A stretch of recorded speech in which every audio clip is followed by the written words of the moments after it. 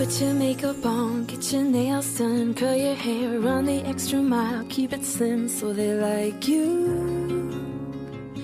Do they like you?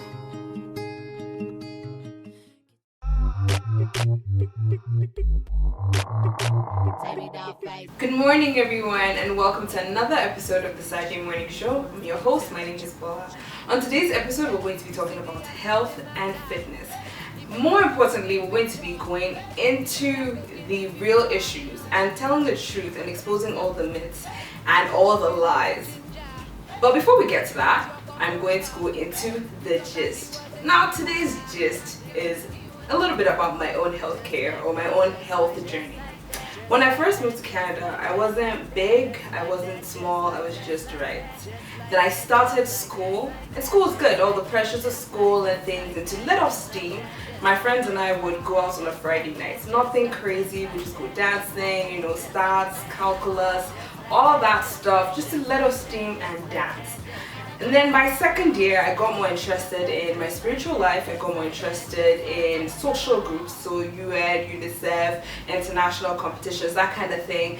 And so I stopped dancing, which was essentially like 3 to 4 hours of Zumba every weekend.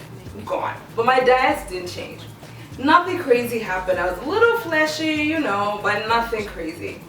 And time when I was in school, I was busy, I guess all the activities I was in just kept me really going and burning energy, I guess. And then I went to Nigeria. It wasn't even bad then, because I tamed myself. I was like, you know what? I hadn't been to Nigeria in about 4 years while I was in school, so I tamed myself. I had little just tastes. And then 3 months later, I had to go back to Nigeria, and folks, that's when it happened. I ate everything. I had no boundaries, no limitations. I was just eating. And you see, I didn't even know I was putting on weight. Like, people in Nigeria were telling me, Bola, you've changed, is it the burger, is it the pizza? I didn't even notice, nothing. What was worse was when I was in Nigeria, my tailors were making clothes for me. So the more I was expanding, the more the tailors were adjusting. So I didn't see it. I came back to Canada and I went for a friend's graduation, and then we took pictures, nothing, life went on. And then she sent me the pictures from the graduation, and she was like, oh, thank you so much for coming, I really appreciate it. I saw the picture and I was like, God, who's that person? I'm not joking. I still say today, my arms were like somebody's thighs. My goodness, I couldn't do it. I did not believe that image. I couldn't believe I let myself get that way. And it wasn't about like weight loss. It wasn't about losing weight and becoming skinny. I just felt unhealthy. Guys, I had 2 chins. It was not funny. And so I have brought some very amazing people into the studio today who some of them have the same journey that I've been through, and some of them have just always been fit fam, and they've had to make adjustments along the way. And today's episode is going to be very interesting, because we're not just going to come and tell you to eat lettuce and eat 1 cup noodle a day. We're getting serious. We're talking about how to be healthy, not how to lose weight, but how to be healthy. And we'll be right back with my guests after this break.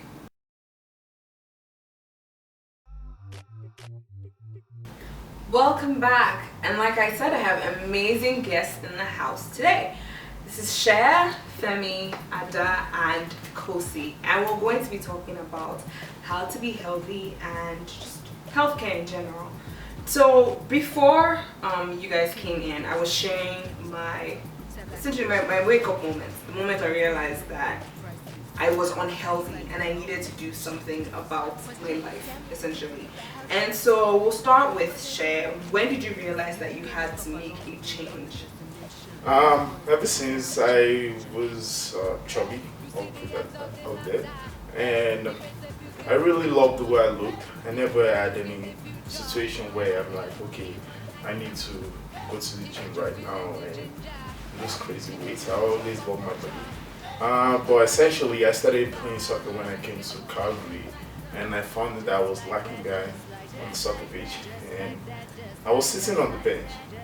And at that time, I love my eba, my panadian, my gusi, and my rice, bread. So myself and my roommate at the time, we figured, let's get a gym membership and try, getting back into soccer, going to the gym. So that's how I started about 3 years ago. Then, slowly I'll fall off sometimes, come back, you know. But after a while, I sat down and figured, okay, once I'm paying for this, and I don't want to be 60 years old and trying to chase after my grandkids, and I'm also falling behind. So I figured, you know what, it's time to change things.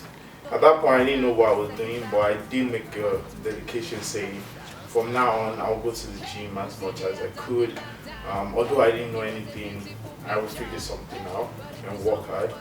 So, unfortunately for me, I met someone that pointed me in the right direction. And since then, God knows, I've never missed a day of workout. So, 3 years ago was when my life switched all around. Changed. Okay, let's go to Adam. The same question. When did you realize that you needed to make a change? When I went shopping with some friends and they brought the biggest size in the store, and I had my friend and I had two of the, what do you call them, the sales assistants trying to zip me into this dress, and it did not zip. Like everybody was like, breathe in, you can do it, and we were struggling, and it would not zip, and I'm like, God, I cannot do this anymore, like, I really can't, and that was just turning point for me. Like, if they are bringing like the extra large size in the store and it won't zip, then no problem. Kosi, do you have any sort of that story, or have you just been a day one guy, like born in the gym, started lifting 20s in the diaper? What's your story? Fortunately and unfortunately, I don't have a story like that, but at the same time, it's just been something that I grew up into. I come from a family of 5 boys and a girl, so it's just been that competition. I remember my older brother just making jokes at me that I couldn't do 20 push-ups, and that was where it all started from. And I just told him that he's going to rue the day that 20 becomes something I can do in my sleep. And I still tease him about it every now and then. But it was just something that it's always been in my. I've been doing this for close to 11 years now. Wow. So. Wow. And Remy? Well, for me, I've always worked out, but the problem was I was working out, but I was not consistent. And then I woke up one day, and I woke up with a huge gut. My belly was like this big. I'm like, oh my God. You know when you can suck in your tummy and get away with it? And people would not notice, and your clothes hang, but it gets to that point where you're like, it doesn't hold anymore.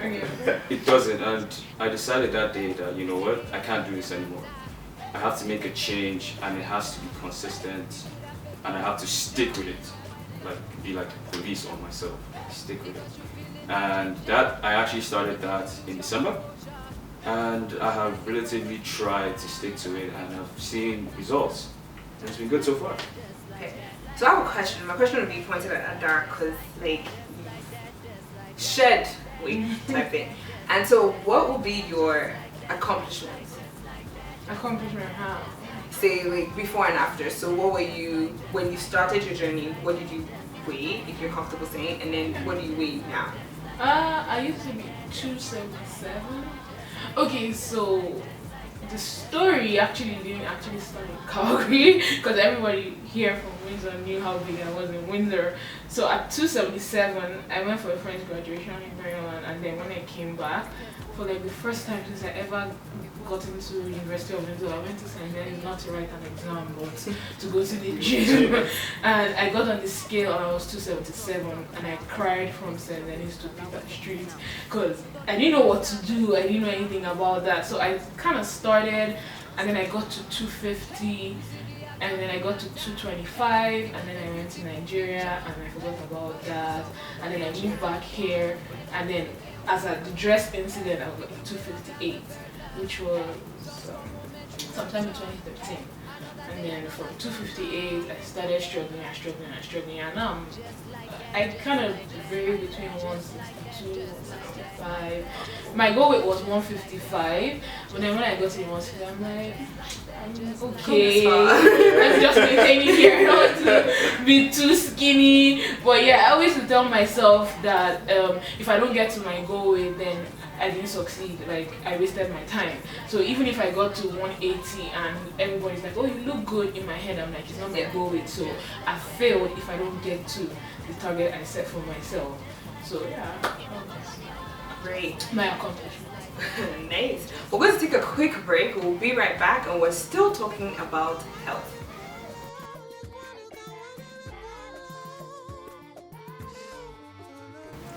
Welcome back. I'm still here with Cher, Femi, Ada, and Kosi, and we're talking about health. And we left off talking about the journey and their accomplishments. And so, Cher, what's your accomplishment? Coming from, when I was a child, I used to always be chubby, fat. My mom would, kind of talk about it. I would go back down while playing soccer. And I went to University of Winter. At that point, I think I would estimate, because I never actually weighed myself because I was never bothered. I'll say I was about 260, 265, in between that. And there was one summer where I really, through some difficult times and me playing a lot of soccer, I think I fell back down to 230. Then after a while, I kind of lost touch and I didn't do anything. I wasn't playing in sport. I was focusing on school. Then I moved down to Calgary. I was still, I gained a bit of weight and I went back to around 240. But, when I met my gym partner, and we still work out together till now, I went down, at the end of that year when I started, I went down to 185. And that was my first experience of losing weight, and since then I felt good at that point at 185, saying if I could look like this, then why haven't I been trying this and just be staying this healthy? And I just felt good about myself, and yeah, that's my journey. Okay. What are some of the crazy things you've heard? And so we'll start with Kosi.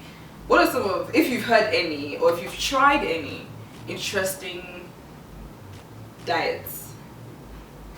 Again, diets, I refrain from using the word diet, because then it's something that you have a time frame for and you're going to stop doing it. I like to call it a lifestyle, because that way it's something it's, okay, if you fall down one day, at least you get up and get back into it. But to answer your questions, I've heard of, not eating anything, just drinking water for 3 straight days, and then you can binge eat on whatever you want.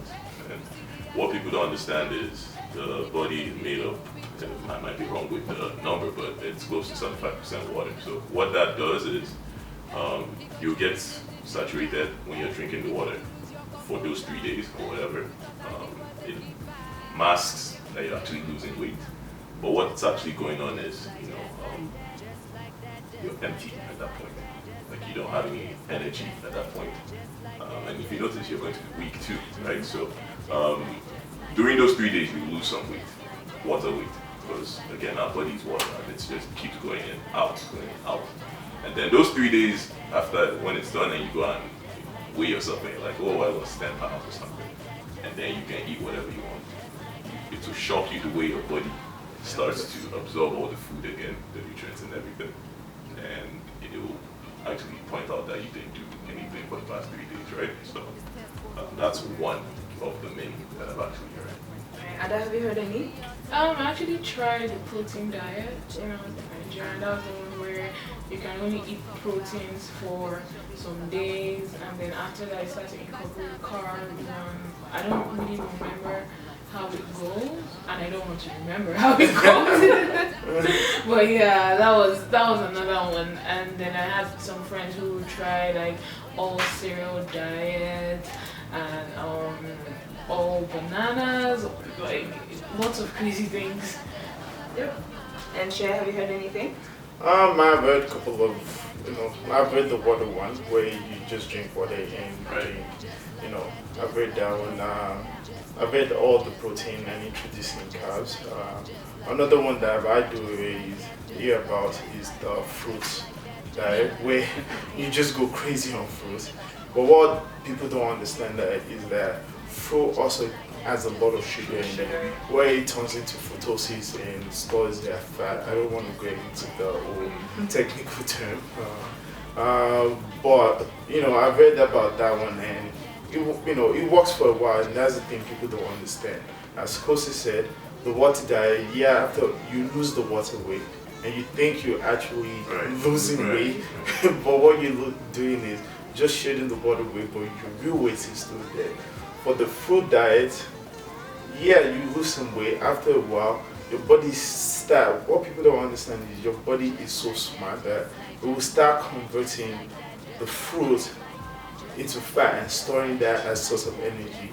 And after a while, you see that you're not making any progress, which, and that's the thing, people don't understand that you have to eat for your body type. They think we all have the same body and you eat for your, someone might say, oh, this is what I'm doing. And you're like, oh, okay, I want to try that. And after a while, they find out that it doesn't work for them because they have a different body type. Yeah. Okay, we'll take a quick break and we'll be right back. We're still talking about health on the Saturday morning show.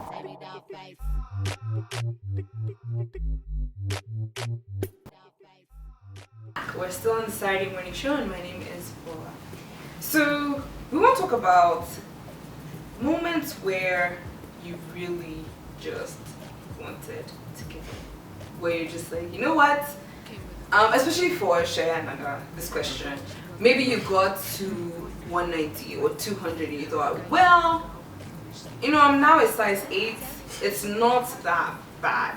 And I'm driving somewhere. There's a question that comes after this, but where did you get to where you thought, this is okay? Share. For me, it was when I first started about 3 years ago in between that time. I would go to the gym.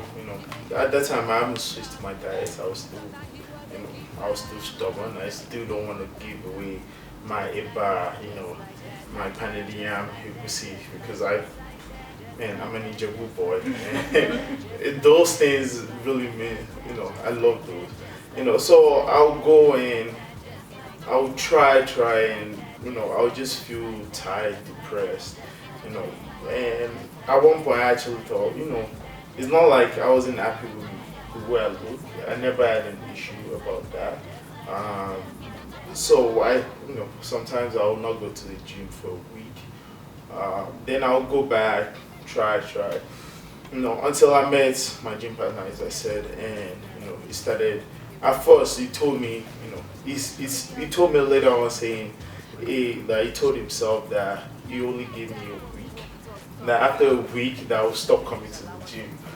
But the way my mindset worked was, because the guy is Jack, like a white guy, big.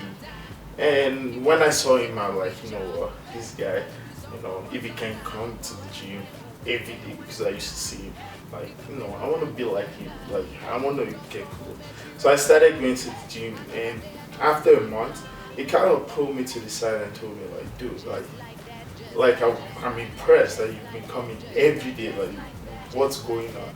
Like, nothing, I'm just, now I'm starting to learn, I need to see what I should do and not do. So since then, I've been going that. A couple of times where during my period of going down to 185, where I would relapse on my lifestyle, as Kosi said, where I would just see cookies, and people that know, been around me, like all has been around me. When it comes to cookies, guys, trust me, I'm a cookie monster. Like, you don't want to be around me when I'm eating cookies. You might have, a pack of Oreos that is for 10 people.